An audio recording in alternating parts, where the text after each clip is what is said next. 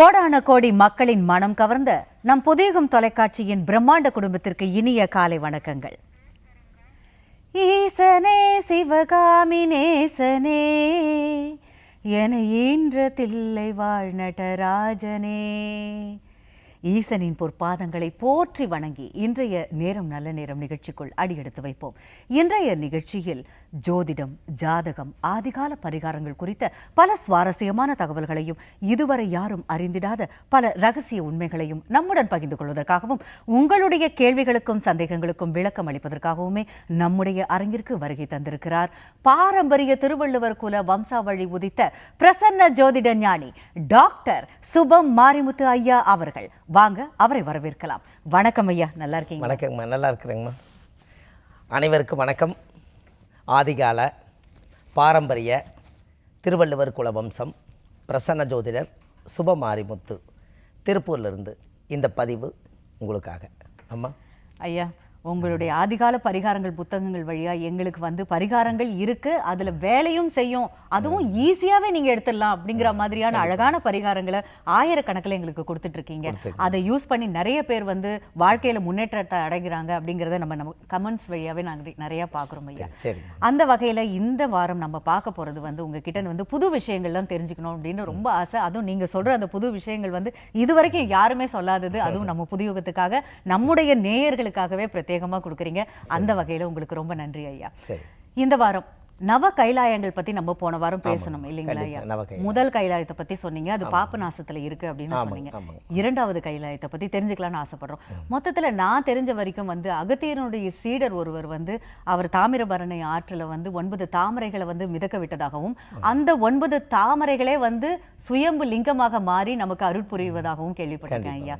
அப்படிப்பட்ட சிறப்பு வாய்ந்த இந்த நவ கைலாயம் குறித்து எங்களுக்கு மேலும் தகவல்களை சொல்லணும் ஐயா. ரொம்ப சந்தோஷங்கம்மா. ரொம்ப காலை நேரத்தில் ரொம்ப மகிழ்ச்சியான ஒரு செய்தி. அதாவது பாருங்கள், அதாவது முன்னோர்களெல்லாம் ஆதி காலத்தில் இந்த உலகத்தில் புண்ணியம் செய்வதற்கே பிறந்தவங்க. பாருங்கள், நவ கைலாயம் அப்படின்னாலே நவம்னா 9. இதை கைலாயம்ங்கிறது எங்கே இருக்குதுன்னு கேட்டிங்கன்னா, நம்மளோட நாட்டை விட்டு இன்றைக்கி கிட்டத்தட்ட ஒரு 5000-6000 கிலோமீட்டருக்கு அந்த பக்கம் போய் இமயமலையுடைய சரிவில் அந்த கைலாயம்ங்கிற ஒரு சிவ ஆலயம் ஒன்று இருக்குது. இன்றைக்கி அந்த ஆலயத்தை பார்க்கணும் அப்படின்னு சொன்னால் எக்கச்சக்கமான அசுர வாகனங்கள் வேணும், எத்தனையோ வாகனங்கள் வேணும். இதை அவங்க யூகிச்சு பார்த்துருக்காங்க முன்னோர்கள். ஆதி காலத்தில் எத்தனையோ கிலோமீட்டர் தூரத்தில் ஜனங்க எப்படி கால்நடையாக போய் அந்த சிவனை வழிபட்டு அந்த புண்ணியத்தை வாங்க முடியும். அப்போ போகக்கூடியவங்களுக்கு அந்த எதிர்காலத்தில் ஏதாவது விஞ்ஞானங்கள் பொருத்தி ஒரு ஏரோப்ளேன் மூலிமா, ஒரு ட்ரெயின் மூலிமா, ஒரு வாகன பஸ்ஸு மூலிமா உருவாகுங்கிறது ஒரு 2000 வருஷத்துக்கு முன்னாடி இது கிடையாது. அப்படி இருக்கும் பட்சத்தில் இந்த கைலாயத்தில் போய் நம்ம வணங்கிட்டு வந்தால் நம்ம கர்ம வினைகளுக்கு தீருங்கிறதுக்காக இந்த மக்களுக்கு ஒரு புண்ணியமான ஒரு கோயிலை உருவாக்கி வைக்கணுங்கிறது முன்னோர்களுடைய திட்டம். இதில் பாருங்கள், அந்த நவ கைலாயத்தை நம்ம ஒரு தமிழ்நாட்டில் திருநெல்வேலி மாவட்டத்துக்குள்ள நவ கைலாய கோயிலை சித்தர்கள் இதை உருவாக்கியிருக்காங்க. பாருங்கள், என்ன ஒரு ஆச்சரியன்னு கேட்டிங்கன்னா, இந்த திருநெல்வேலிங்கிறது ஒரு பெரிய விஷயம் என்னென்னா, இரண்டாவது கைலாயத்தை பற்றி இப்போ நம்ம பார்த்தோம். நெல்வேலி ராஜராஜ சோழன்கள் அந்த காலத்தில் மன்னர்களெல்லாம் உயர்திருங்கிற பட்டத்தை கொடுத்ததுனால எல்லா கோவிலுக்குமே திருங்கிற ஒரு வார்த்தை வந்து இந்த உலகத்துக்கு கிடச்சிது. அதனால தான் திருச்செந்தூர், திருப்பரங்குன்றம், திருத்தணி, அப்போ எல்லாமே இந்த திருன்னே வரும். அதில் கிடச்சது தான் திருநெல்வேலின்னு. இந்த கைலாய கோயில் என்ன ஒரு பெரிய யோகம்னா, இரண்டாவது கைலாய கோயில் ரோம மகரிஷின்னு ஒருவர் இருந்தார். இந்த ரோம மகரிஷிங்கிறது யார் அப்படின்னு கேட்டிங்கன்னா, அவருடைய உடம்பில் எல்லாமே ரோமம் அதிகமாக இருக்குமா. ரோமத்துக்கு தமிழ் வார்த்தை என்ன அப்படின்னா முடி. அதிகமான முடி கொண்டவர் சித்தர். ஒரு முடியும் கூட உதிராமல் தியானம் செய்து ரோம மகரிஷி என்ற பட்டத்தை அவர் வாங்கினார். அவர் என்ன பண்ணியிருக்கிறார் அப்படின்னு கேட்டிங்கன்னா, இந்த ரோம மகரிஷி இந்த உலகத்தில் இந்த உலக மக்கள் நலனுக்காக கைலாயத்தை உருவாக்கியிருக்கார். அதில் நீங்கள் சொன்ன மாதிரி, அம்மா சொன்ன மாதிரி, தாமரையை கொண்டுட்டு போய், தாமிரபரணி ஆறுங்கிறது பேர் வந்ததே அந்த தாமரையை கொண்டுட்டு போய் தாமரையை தண்ணீரில் விட்டதுனால தான். இந்த தாமரைகள் கொண்டு போய் எங்கேயாவது ஒரு பக்கம் நீங்கள் கொண்டு போய் தண்ணீரில் கொட்டுனீங்கன்னா அது அப்படியே பிரிஞ்சு ஒவ்வொரு இடத்துக்காக போய் சேரும். இது சேர்ற இடமெல்லாம் 9 நவ கைலாயமாக உருவாக்கியிருக்கிறாங்க. அதில் தான் தாமிரபரணி ஆறும்னு பேர் வந்தது. இது ஒரு பரிகாரமாக ஆதி காலத்தில் நம்ம எடுத்தோம். ஒருத்தருக்கு கல்யாணமே நடக்கலை, அது பரணி நட்சத்திரத்தில் அவருக்கு சூரியன் அங்கே நின்றுது. அதனால் பரணி நட்சத்திரத்தில் சூரியன் வந்து பாதசாரத்தை நின்னதுனால அவருக்கு கல்யாணமே ஆகாதனால நான் அந்த ஜாதகத்தை பார்த்து வாங்கணுன்னு நான் சொன்னேன். ஐயா, நீங்கள் எல்லா பரிகாரம் பண்ணிட்டீங்க, உங்களுக்கு கல்யாணத்துக்கு வந்து ஒரு அருமையான பரிகாரம் சொல்கிறேன், ஜல பரிகாரம். அது என்னன்னு கேட்டால், இந்த நதியில் போய் குளித்தா இந்த கர்ம வினை தீரும்னு ஒரு ஐதீகம் இருக்குதுன்னு சொல்லுங்கள் பார்க்கலான்னாரு. அவர் வந்து பொள்ளாச்சியை சேர்ந்தவர். ஆனால் அவர் நிற்கிறது வந்து பரணி நட்சத்திரத்தில் சூரியன் இருக்குது. இதை நான் ஆதிகால பரிகாரமாக எடுத்தேன். அதாவது தாமிரம் அப்படின்னு சொன்னால் அந்த உலோகத்தில் வந்து தாமிரம், அது நிற்கிறது பரணி, தாமிர பரணி. அப்போ தாமிரம் ப்ளஸ் பரணி, தாமிர பரணி ஆற்றுல போய் குளிச்சுட்டு நீங்கள் போய் கைலாயத்தில் 2வது கைலாயத்தில் இருக்கக்கூடிய சிவாலயை கும்பிட்டு வாங்க, உங்களுக்கு கல்யாணம் நடக்கும்னு சொன்னேன். அவருக்கு கல்யாணம் கூடிருச்சு. இதை தாமிரபரணி ஆறுன்னு பேர் வந்தது. அப்போ ஆதி காலத்தில் முன்னோர்கள் இது எப்படி உருவாக்கிக்கிறாங்கன்னா, தாமரை கொண்டு போய் விடும் பொழுது தாமரை வந்து மகாலட்சுமி. இந்த மகாலட்சுமி முதல் தண்ணியில் மிதங்கிட்டு இருக்கும்போது எந்தெந்த இடத்துல எல்லாம் தாமரை ஒதுங்குச்சோ அங்கெல்லாம் 9 கைலாயத்தை உருவாக்கி ரோம மகரிஷி 9 மோட்சலிங்க விளக்குக்கு தீபம் போட்டு சாமியெல்லாம் கும்பிட்டுட்டு எல்லா கடமையும் முடிச்சுட்டு ரோம மகரிஷி காற்றுலேயே ஜீவசமாதியானவர். ரோம மகரிஷி அவருக்கு பூமாதேவியில் இடமில்லை, காற்றுல பஞ்சபூதத்தில் கலந்துட்டார். எப்படி உங்களுக்கு வள்ளலார் வந்து ஜோதியானார், அவருடைய உருவத்தை பார்க்க முடியலையோ, அதே மாதிரி 33 கோடி தேவர்களும் 4000 8000 கோடி ரிஷிமார்கள் இந்த உலகத்தில் பிறந்ததில் காற்றுலேயே ஜீவசமாதி வரங்கேட்டு போனவர் ரோம மகரிஷி. அதனால தான் அந்த 2வது கைலாயம் திருநெல்வேலியிலேருந்து அம்பாசமுத்திரம் 25 கிலோமீட்டர். இந்த 25 கிலோமீட்டர் தூரத்துக்குள்ளே தான் 2வது கைலாயம் சேரன்மாதேவின்னு ஒரு ஆலயம் இருக்குது. அந்த ஆலயம்தான் 2வது கைலாயமாக ரோம மகரிஷி அதை சிவலிங்கத்தை பிரதிஷ்டை பண்ணி உருவாக்கியிருக்காங்க. அது என்ன ஒரு பெரிய ஆச்சரியம் கேட்டிங்கன்னா, இந்த சூரியன் ஸ்தலம் வந்து பாபநாசம், சந்திரன் ஸ்தலம் வந்து சேரன்மாதேவி. இதில் என்ன ஒரு ஆச்சரியம்னு கேட்டிங்கன்னா, அதாவது நெல்லை குத்தி அந்த நெல்லை குத்துனுக்கு உண்டான கூலியை வாங்கி அதில் கோயில் கட்டினதாக 2வது கைலாயம் சேரன்மாதேவி. அதனால் அந்த கோயிலில் நம்மளோட வீட்டில் நெல் அரிசி எடுத்துகிட்டு போய் அன்னதானம் செஞ்சு அந்த கோவிலில் வந்து மோட்சலிங்க விளக்கேற்றி சாமிக்கு பூமாலை தேங்காய் பழமெல்லாம் வாங்கி உங்கள் பேரில் அர்ச்சனை பண்ணி முன்னோர்களுக்கு மோட்ச விளக்கு ஏற்றி வச்சுட்டு வந்தால் உங்களோட 21 தலைமுறை சாவ நிவர்த்தி ஆகுமா. அந்த காலத்தில் ஆதி காலத்தில் முன்னோர்கள் இதை ரோம மகரிஷி வச்சு தான் நவ கைலாயத்தை உருவாக்கியிருக்காங்க. அதில் 2வது கைலாயம்தான் சேரன்மாதேவி. நீங்கள் ஏதாவது போடுறதா இருந்தால் ஆர்டராக போயிட்டு வாங்க. எப்படி ஆர்டராக போகணுன்னா, சூரியன் ஸ்தலம் பாபநாசம், 2வது ஸ்தலம் சேரன்மாதேவி. அம்பாசமுத்திரத்தில் இருந்து திருநெல்வேலி மாவட்டத்துக்குள்ளேயே அது இருக்குது. திருநெல்வேலி மாவட்டத்துக்குள்ளே அம்பாசமுத்திரம்னு ஒரு ஊர், அங்கேருந்து 25 கிலோமீட்டர் தூரத்தில் தான் சேரன்மாதேவி கோயில் இருக்குது. இந்த கோவிலுக்கு போய் மனசார உங்கள் ஜாதகத்தை கொண்டு போய் வச்சு சாமி கும்பிட்டு, நம்ம முன்னோர்கள் அந்த காலத்தில் எப்படியெல்லாம் அவங்க வந்து மாண்டு போனாங்களோ அவங்களுக்கு மோட்சலிங்கம் கொடுக்காம மோட்ச தீபம் ஏற்றாமல் இந்த ஆன்மாக்களெல்லாம் சாந்தி அடையாமல் இருந்தால், நீங்கள் அந்த 2வது கைலாய கோயிலில் போய் ஒரு மண் விளக்கில் நல்லெண்ணெயை ஊற்றி திரியை போட்டு எண்ணெய்க்கு வந்து தீபத்தை பொருத்தி முன்னோர்களை வந்து நீங்கள் நினச்சி இந்த விருத்தத்தை சொல்லி விளக்கு போடுங்க. முற்பிறவியில் செய்த பாவங்கள் எப்பிறவிக்கும் தொடராமல் இருக்க, இப்பிறவிலேயே என் தந்தை வழியில் வந்த கர்மாவினைகளும் என் தாய் வழியில் வந்த கர்மாவினைகளும் என் தாயுடைய கர்ப்பத்திலிருந்து நான் இந்த பூமிக்கு கொண்டு வந்த கர்மாவினைகளும் இன்றோடு நிவர்த்தியாகட்டுன்னு சொல்லி முன்னோர்கள் இதை ஏற்றுக்கொள்ளுங்கன்னு சொல்லி மோட்ச தீப விளக்கேற்றி வச்சுட்டு வாங்க. உங்கள் ஜாதகத்தில் பாரம்பரியமாக முன்னோர்களுடைய ஆசீர்வாதம் உங்களுக்கு கிடைக்கும். கண்டிப்பாக இதை செய்யுங்க, நல்லதே நடக்கும். நேரம் நல்ல நேரம் நிகழ்ச்சிக்கு உங்களை மீண்டும் வரவேற்கிறோம். ஐயா, நேயர்கள் கிட்ட பேசலாம். சரிங்கம்மா. வணக்கம். நேரம் நல்ல நேரம், யார் பேசுறீங்க? வணக்கம். இணைப்பில் தான் இருக்கீங்க, நீங்க பேசலாம். வணக்கம் மேடம். வணக்கம் மேடம். மேடம் மேசராசி பரணி நட்சத்திரம். அதாங்க மேடம். லக்னம் சார்? லக்னம் மேடம் லக்னம் கன்னியா லக்னம் மேடம். Okay sir. உங்க பேர் என்ன, எந்த வயது என்ன உங்களோடது? மேடம் வயசு 40 ஆச்சுங்க மேடம். இந்த மேரேஜ் ஆகலைங்க மேடம். ஓகே சார், மேரேஜ் பத்தி கேட்கணுங்களா? நீங்க ஐயா கிட்ட பேசலாம். ஆமா மேடம், மேரேஜ் தொழிலுங்க மேடம். கண்டிப்பா சார், பேசலாம். ஐயா வணக்கம். ஐயா வணக்கம் மேடம். வணக்கம். அதாவது பாருங்க, பரணி நட்சத்திரம் மேசராசியில் பிறந்திருக்கீங்க. சரிங்க. அதாவது பொதுவாகவே அந்த பரணி நட்சத்திரம் மேசராசியில் யாராவது ஒருத்தர் பிறந்திருந்தாங்கன்னா முன்னோர்களுடைய வழியில் வந்து தர்மம்னு ஒன்று இருக்குது. அப்போது இந்த தர்மம்ங்கிறது என்ன அப்படின்னு கேட்டிங்கன்னா, யாரெல்லாம் பரணி நட்சத்திரத்தில் பிறந்துக்கிறாங்களோ அவங்களுக்கு ஒரு ஒரு தெய்வம் வந்து இருக்குது. இது வரைக்கும் யாருக்கும் தெரியாது. சுக்கிரீஸ்வரர்னா யாராவதுக்கு தெரியுமா? சுக்கிரன்னு எல்லாத்துக்கும் தெரியும். ஆனால் அவரோட ஒரிஜினல் பேர் வந்து சுக்கிரீஸ்வரர். திருப்பூரில் சுக்கிரீஸ்வரர் கோயில் ஆதி காலத்தில் 1000 வருஷத்துக்கு முன்னாடி ஒரு கோயில் இருக்குது. அந்த திருப்பூர் வந்து சின்ன ஒரு பெரிய ஒரு ஊராக இருந்தது. இன்றைக்கி உலக லெவலில் இருக்கக்கூடிய அத்தனை நாடுகளும் சந்திக்கக்கூடிய ஊர் தான் திருப்பூர் ஆயிடுச்சு.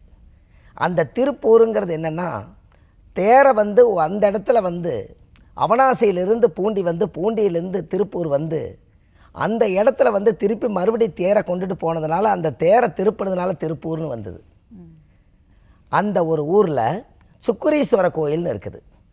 ஏன்னா இன்றைக்கு வரைக்கும் அந்த ஊரில் எல்லா ஊர்லேருந்து வருவாங்க, வறுமையோடு வந்தாலும் வசதியோடு வாழுவாங்க. அதனால தான் அங்கே வந்து பணம் பெருத்த ஊர். ஒரு காலத்தில் பணம் என்பது சாதாரண விஷயம் இல்லை. அந்த பணம் மகாலட்சுமி பிறந்த ஊர் அதுதான். அதனால தான் திருப்பூரில் சுக்கிரீஸ்வர கோயில் இருக்குது. இது பாருங்கள், ஒரு ஆச்சரியம். அவர் ஐயா கேட்டதுனால ஒரு விளக்கத்தை சொல்கிறேன். சுக்கிரீஸ்வரன் கோயில்னா, சுக்கிரன் என்பது பணம், பணத்துக்கு அதிபதி. அது இந்த தமிழ்நாட்டுக்குள்ள கும்பகோணத்தில் சுக்கிரனுடைய கோயில் ஒன்று தான் இருக்குது. அதுக்கு அடுத்தது காலங்காலமாக ஆண்டாண்டு காலமாக 1000 வருஷத்துக்கு முன்னாடியே சுக்கிரனோட கோயிலை கட்டி வச்சுருக்காங்களே.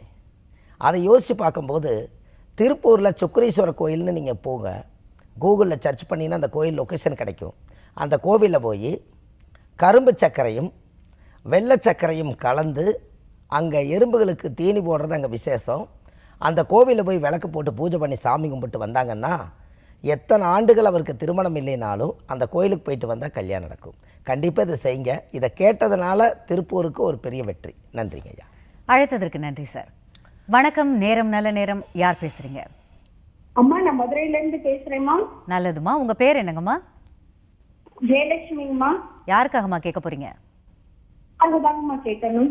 ஓகேம்மா. உங்களோட அது வயது, ராசி, நட்சத்திரம், லக்னம் இதெல்லாம் சொல்லிடுங்கம்மா. சரிங்க. 21/2/1977. சரிங்கம்மா. மீன ராசி, ரேவதி நட்சத்திரம், தனுசு லக்னம். சரிங்கம்மா. என்ன கேள்விங்கம்மா? என்னோட பூர்வீக சொத்து இப்போ ஒரு 15 வருஷமா கோர்ட்ல கேஸ் நடந்துட்டு இருக்குமா, இடியாப்ப சிக்கலா இருக்குங்கம்மா.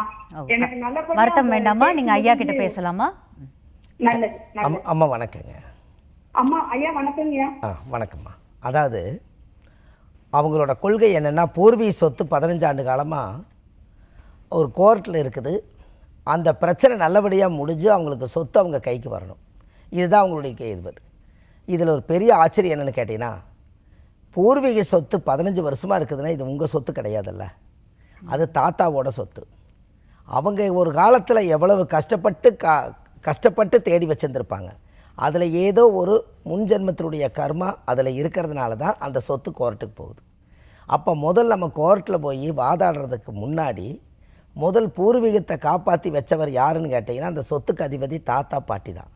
முதல்ல அவங்க தாத்தா பாட்டி இதை அமாவாசை அன்னைக்கு அவங்க போட்டாவை எடுத்து கொண்டு வந்து அவங்களோட வீட்டில் வச்சு அவங்களுக்கு ஒரு ரோஜாப்பூ மாலை வாங்கி போட்டு அவருக்கு ஒரு தலவாழை இலை போட்டு அவர் ஆதி காலத்தில் என்னெல்லாம் சாப்பிட்டு பிடிச்சதெல்லாம் சாப்பிட்டாரோ அதையெல்லாம் அவருக்கு படைச்சு, அவங்க தாத்தா உங்களுடைய சொத்தை எனக்கு நீங்கள் நினச்சாத்தான் அதை வந்து கோர்ட்லேருந்து அந்த பிரச்சனையை தீர்க்க முடியும்னு சொல்லி தாத்தா பாட்டிக்கு தேங்காவில் உடைச்சி பூஜை பண்ணி அவங்களுக்கு முதல் வந்து வீட்டில் விளக்கேற்றுங்க. தொடர்ந்து 48 நாள் விளக்கு எரிஞ்சுக்கிட்டே இருந்தால் அந்த சொத்து கோர்ட்டு பிரச்சனையிலேருந்து நிவர்த்தி ஆகி உங்கள் சொத்து உங்ககிட்டயே கிடச்சிடும். இதுக்கு தாத்தா பாட்டி தான் சாட்சி. கண்டிப்பாக செய்யுங்க, நல்லதே நடக்கும். அழைத்ததற்கு நன்றிம்மா. வணக்கம், நேரம் நல்ல நேரம். யார் பேசுறீங்க? வணக்கம், இணைப்புல தான் இருக்கீங்க, நீங்க பேசலாம். அருமையான விளக்கம் சொல்லியிருந்தீங்க ஐயா. அதாவது வந்து சொத்து அப்படிங்கிறத பார்க்காம நீங்க வந்து முன்னோர்களை மதிங்க, கண்டிப்பா அது வந்து உங்க கைக்கு கிடைக்கும் அப்படின்னு அழகா சொல்லியிருந்தீங்க ஐயா. இப்போ அவங்க உங்களோட அந்த சொத்தே அவங்க சொல்றதே பூர்வீக சொத்துன்னு தானே சொல்றாங்க. அப்படின்னா 3 தலைமுறைக்கு முன்னாடி தாத்தா பாட்டி காப்பாற்றி வச்சிருந்த சொத்து தானே. அப்போ முதல்ல அந்த மூலாதாரத்தை பிடிச்சா தானே இவங்களுக்கு வந்து எல்லாம் நடக்குங்க. அதனால தான் சொன்னேன். கண்டிப்பா சார். அதோட இல்லாம நம்ம பேசுறதுக்கு முன்னாடியே வந்து பரணி நட்சத்திரம் மேஷ ராசியை பத்தி சொல்லிட்டு இருந்தோம். அவங்களுக்கான ஒரு பரிகாரம் இருக்கு அப்படின்ற மாதிரி நம்ம பேசும்போது சொல்லியிருந்தீங்க, அதையும் கொஞ்சம் சொல்லணும். ஆமாங்கம்மா. அதாவது சுக்கிரீஸ்வரர் கோயில், அதாவது சுக்கிரீஸ்வரன் அப்படின்னா அந்த அந்த காலத்தில் இன்னொரு ரகசியத்தை சொல்கிறாங்க. சுக்கிரனுக்கு ஒற்றை கண்ணுன்னு. சுக்கிரனுக்கு வந்து ஒற்றை கண் அப்படின்னு என்னங்க, 2 கண் இல்லாமல் ஒற்றை கண்ணா அந்த காலத்திலே அதெல்லாம் சொல்லி வச்சுருக்காங்க. யாருக்கெல்லாம் சுக்கிரனுடைய ஆதிக்கங்கள் அதிகமாக இருக்குதோ, பரணி நட்சத்திரத்தில் யாராவது ஒருத்தர் பிறந்திருந்தாங்கன்னா பரணினா அடுப்பு. இதை நீங்கள் எப்போவுமே தெரிஞ்சுக்கணும். அந்த காலத்தில் அசுபதி நட்சத்திரத்தில் பிறந்துக்கிறவங்களுக்கு பரணி நட்சத்திரம் வந்து 2வது நட்சத்திரமாக வரும். இந்த 2வது நட்சத்திரம் யாருன்னு கேட்டிங்கன்னா தனதாரை, பணம் வரும் நட்சத்திரம். அதனால தான் அசுபதி நட்சத்திரத்துக்கு பரணி வந்து அடுப்பாக இருக்கிறனால தான் அடுப்பை எங்கெங்க தூக்கிட்டு அலையிறதுங்கிறக்காக ஆதிகால பரிகாரமாக ஒன்று சொல்லுனாங்க. அதுக்கு ஒரு பரிகாரம் என்ன சொல்லியிருந்தேன்னா, பச்சை குத்த போனீங்கன்னா இந்த இடத்துல அக்குன்னு சொல்லி 3 எண்ணெய் குத்திக்கிங்க, அது குத்துனதுக்கப்புறம் காசு வரும்னு சொன்னோம்.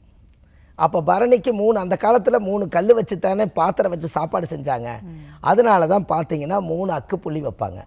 அது அசுபதி நட்சத்திரத்தில் பிறந்துக்கிறவங்க பரணியோட வேலை செய்யணும். பரணி நட்சத்திரத்தில் பிறந்துக்கிறவங்க கார்த்திகை நட்சத்திரத்தானே செய்யணும். அதனால தான் எங்கேயாவது மண் அடுப்பு ஏதாவது விற்றுச்சுன்னா அதை வாங்கி கொண்டு போய் அவங்க வந்து சாப்பாட்டுக்கே வழி இல்லாமல் இருக்கிறவங்களுக்கு ஒரு அடுப்பு தானம் பண்ணுங்க. அந்த அடுப்பு தானம் பண்ணினீங்கன்னா அதில் அன்றாடு சமைச்சு சாப்பாடு செஞ்சு சாப்பிடும்போது அந்த அடுப்புக்கு உண்டான சூரிய பகவான் வந்து நம்மளை வாழ்த்துனாங்கன்னா பரணி நட்சத்திரத்தில் பிறந்தவங்களுடைய தோஷம் நிவர்த்தி ஆகுமா. இதை கண்டிப்பாக வாழ்க்கையில் ஒரு முறை செய்யுங்க. அந்த காலத்தில் இன்றைக்கி தான் கிச்சன் மாதிரி நின்றுட்டு சாப்பிட்றது செய்கிறோம். அந்த காலத்தில் அடுப்பு இருக்குங்க, மண் அடுப்பு. தலையில் சும்மாடு கட்டி விற்றுட்டு வருவாங்க. அடுப்பேன்னு ஒரு அடுப்பை வாங்கி ஒரு சீதனமாக கொடுப்பாங்க. அன்னையிலேருந்து அவங்களுடைய வீட்டில் வந்து விளக்கெறியும் பாருங்கள். இதை நீங்கள் கண்டிப்பாக செய்யுங்க, நல்லதே நடக்கும். ஐயா, அதாவது இப்போ நவ கைலாயத்தை பற்றி பேசியிருந்தோம். தொடர்ந்து பேசுறதுக்கு முன்னாடி ஒரு நேயர்கள் பேசலாம். வணக்கம், நேரம் நல்ல நேரம். யார் பேசுறீங்க? நான் ஜெயஸ்ரீ பேசுறேம்மா. நல்லதுமா. யாருக்காகமா கேட்க போறீங்க? பொண்ணுக்கு வந்து 35 வயசு ஆகுதுமா. ஓகேம்மா. மகளுக்காக அவங்களுடைய ராசி நட்சத்திரம் லக்னம் மக நட்சத்திரம் சின்ன ராசிமா. சரிங்கம்மா.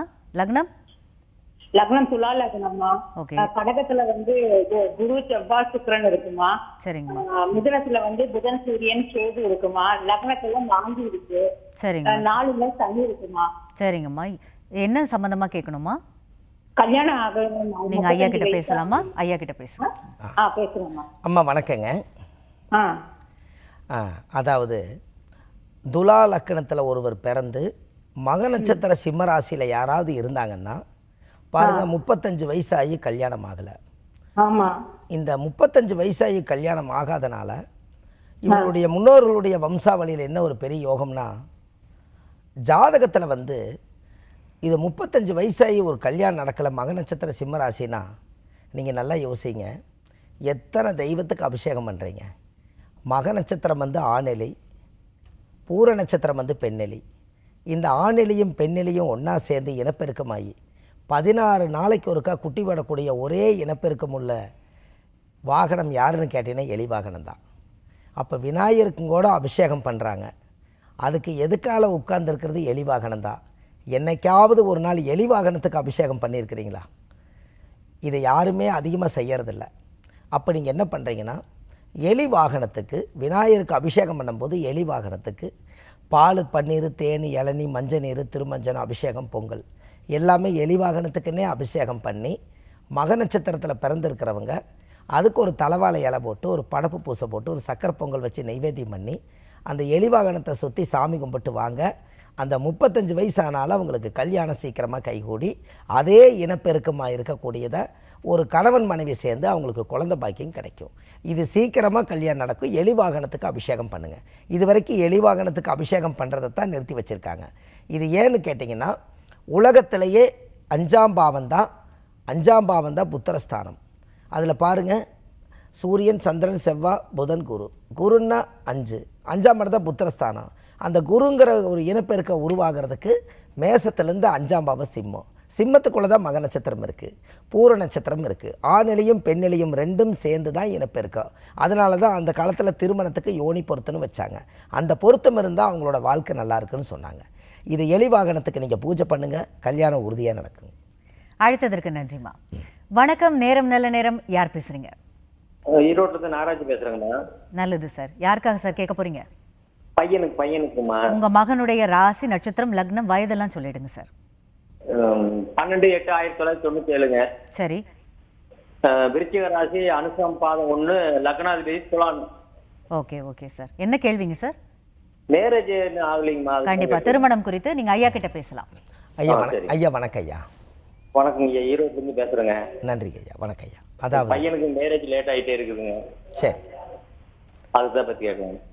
அதாவது இது ஜாதகத்தில் என்ன ஒரு பெரிய சிறப்புன்னு கேட்டிங்கன்னா, அதாவது அனுசு நட்சத்திரத்தில் யாராவது ஒருத்தர் பிறந்தாங்கன்னா, அனுசம் என்பது பனை மரம். அனுசு நட்சத்திரத்தில் பனை மரம்னு சொல்லுவாங்க. அதனால தான் தாலி அந்த காலத்தில் பனை ஓலையில் செஞ்சாங்க. காலச்சக்கரத்துக்கு மேசத்துக்கு 8ஆம் இடம் விருச்சிக ராசி வரும். விருச்சிகத்துக்குள்ளே தான் அனுச நட்சத்திரம் ஒளிஞ்சிருக்குது. அந்த அனுசந்தான் தாலி. யாராவது ஒருத்தர் கல்யாணம் நடத்துகிற அளவுக்கு முடியாதவங்களுக்கு ஒரு ரொம்ப வசதி இல்லாத ஒரு ஏழை வீடுன்னு ஒன்று இருக்கும், கண்டிப்பாக இல்லாமல் போகாது.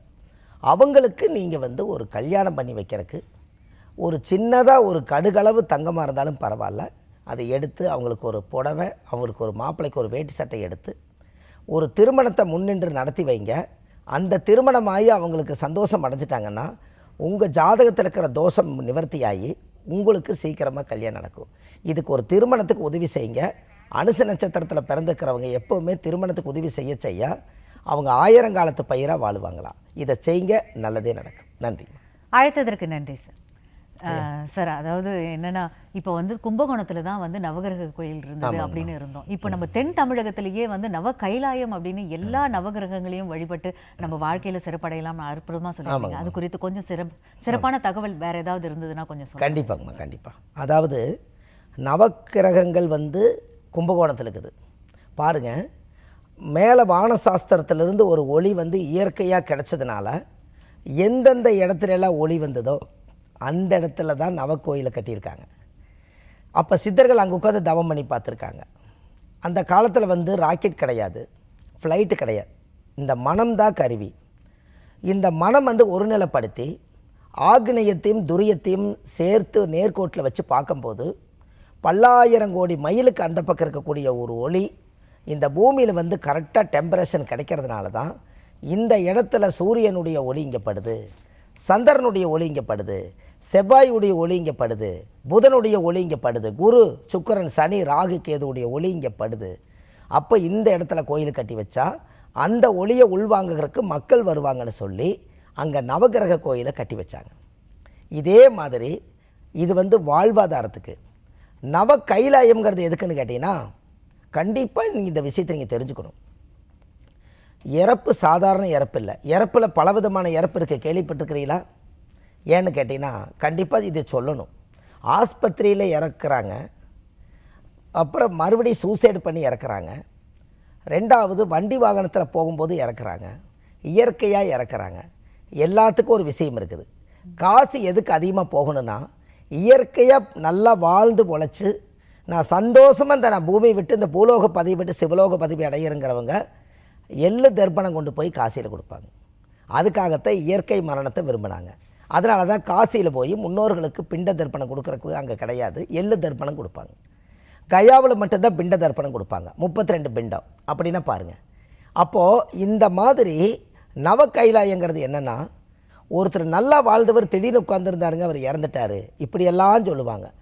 இந்த மாதிரி மரணங்கள் திடீர் மரணம் அடைகிறவங்க குடும்பத்துக்குள்ளே அதிகமாக இருந்தாங்கன்னா, அப்படி தொடர்ந்து மரணங்கள் நடந்துக்கிட்டே இருந்துச்சுனால் அவங்க நவ கைலாயம் போயிட்டு வரணும்.